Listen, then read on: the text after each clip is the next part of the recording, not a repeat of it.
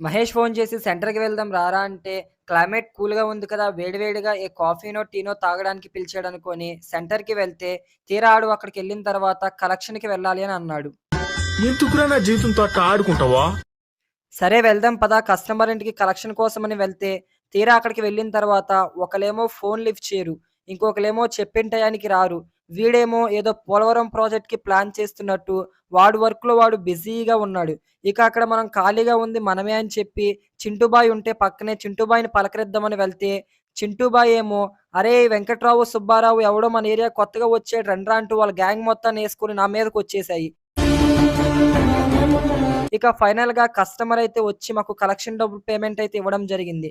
ఇంకా రిటర్న్ అవుతున్న టైంలో మాకు క్లైమేట్ ఎలాగో కూల్‌గా ఉందని చెప్పి స్లోగా వెళ్తుంటే పక్కనే మాకొక చెరువయితే కనబడడం జరిగింది.